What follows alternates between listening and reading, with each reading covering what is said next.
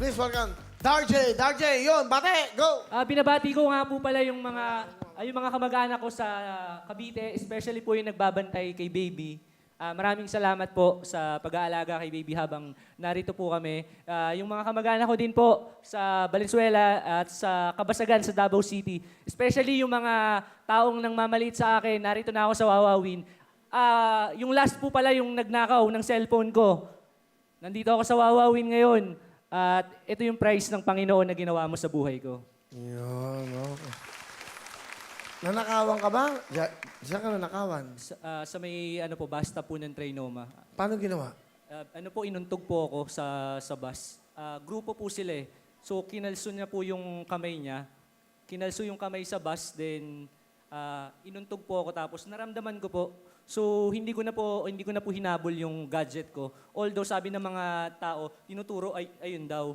So kung dating pamumuhay po siguro, pagpapalit ko yung buhay ko sa gadget, pero may anak at asawa na po ako, so kikitain po yun. That's right. Okay. Mabuti yun. So ito po isang aral sa ating lahat.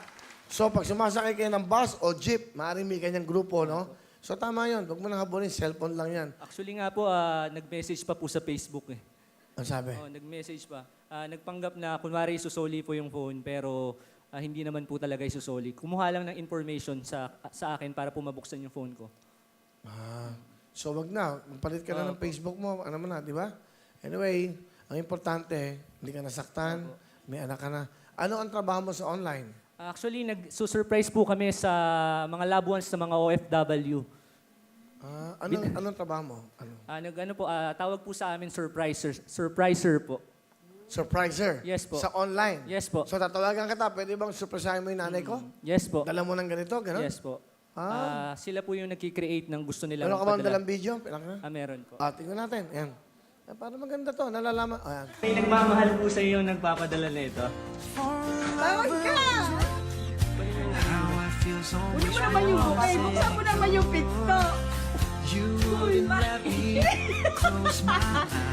Hoy! That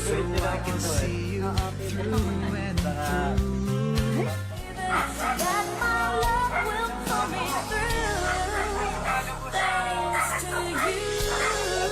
No praise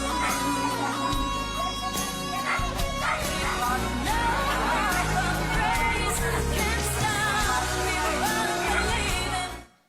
Galing naman. Ang galing. O, di ba? Yung dalaga, bali, may nagpadala. Yung boyfriend niya po sa Saudi Arabia po. Talaga? Tapos, tinawagan ka sa online. Yes po. Paano ba? Paano? Actually po, yung mga kliyente po namin sa OFW po, kadalasan po sa Middle East at may mga naliligaw din po sa mga Europe and America. Na Pilipino. Yes po. Ano tawag sa online? Paano ka i-connect? Makukontakt po nila ako sa Let's Talk About Gifts. Let's talk about Gibbs. Ang purpose po ng business po namin na hiniram lang namin sa Panginoon is to advance the kingdom of God and to give smile to the OFWs and sa mga loved ones nila dito sa Pinas. Yun. Sa mga OFWs, eto ha. Si Darjay. Paano ka kukontakin ulit? Sa Let's Talk About Gifts po. Let's Talk About Gifts. Okay Parang pag-usapan natin tungkol sa anong klaseng regalo. Kung ano-anong regalo po. Yan po. Galing nga. Sino kasama mo? Pinapakilala ko nga po pala sa buong mundo yung pinakamamahal at pinakamagandang asawa na nakilala ko sa balat ng lupa. Siya yung biyaya ng Panginoon sa aking buhay. Si Michelle. Yes, sir. Magandang hapon po. Maganda po. Ilang taon na kayo mag-asawa? 3 years na po. Kaka 3 years lang po. Last year po. Ano gusto mo sabihin? Charm.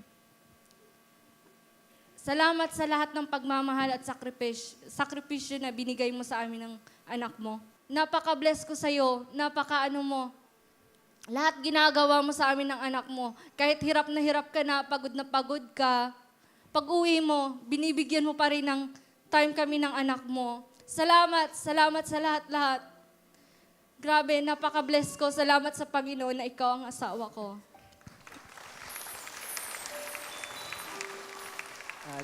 Charm, lagi mong tatandaan, mabasag man yung puso ko, kaka-insulto mo sa akin. Halos, kada po kasi nagdi-deliver ako, hindi po natin maiwasan na napagbibintangan po ako na ng babae. Alam ng Diyos na ikaw yung ibinigay niya sa akin at pinahalagahan ko. Maniwala ka sa sinasabi ko na saktan mo man ako, hindi ako tatakbo sa ibang babae. Sa Diyos ako tatakbo dahil ikaw yung binigay niya sa akin. Sobrang mahal na mahal kita. At ito ngayon, sa buong mundo, pinagsisigawan ko na I'm also blessed dahil ikaw yung binigay sa akin ng Panginoon at nakatanggap ako ng favor galing sa itaas dahil sa'yo. Mahal na mahal din kita, Charm. I love Mahal you. na mahal kita. Ganda naman ng mga kwento ng buhay nyo. Galing, ano? So, pero pinag-iisipan mo ba siya na pag hindi dumarating? Minsan po, hindi naman natin maano po sa babae po. Minsan dumarating po yung point na yung magsiselos ka baga, yung feeling mo nawawala na ng oras kasi nasa labas. Hindi ko po iniisip yung ginagawa niya para sa amin. Ginagawa niya lahat para mabigyan kami ng magandang buhay through online po. Sorry, Char. Minsan, hindi ko nakikita yung sakripisyo mo at pagmamahal. Sorry sa lahat. Mahal na mahal kita, yun yung tandaan mo rin. Hindi ka pa humihingi ng tawad, pinatawad na kita. Kasi ikaw yung bunga ng pananampalataya ko sa Diyos. Ikaw yung binigay niya sa akin. Galing to. Kaya mag-away man tayo, magkaroon man tayo ng hindi pagkakunawaan, hindi kita iiwan, hindi kita pababayaan, gaya ng pangako sa atin ng Diyos. Manatili lang siyang sentro sa atin. Maniwala ka, mababago yung buhay natin. Galing naman. Nagpapasalamat ako, tinanggap ako ng asawa ko. Will, hindi niyo ako mapagkakamalang dati akong addict.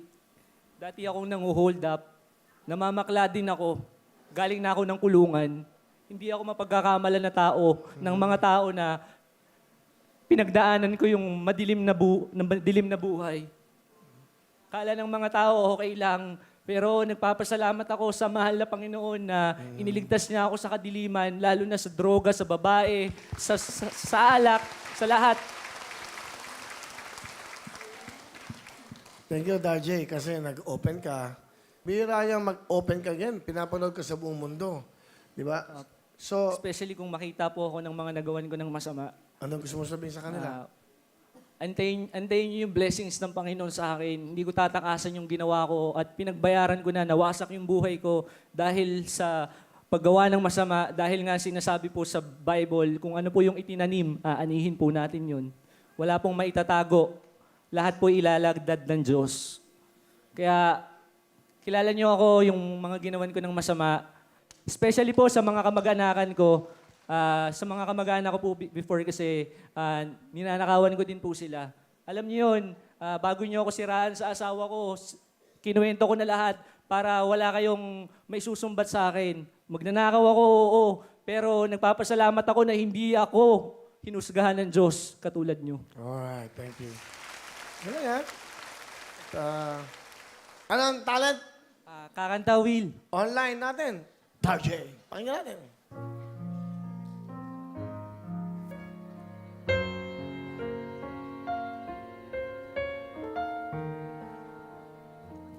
Kung nag-ipanahon.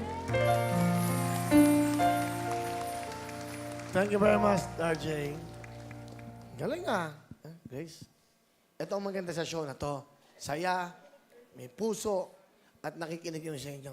Darjay, meron kang 10,000! Salamat, Will!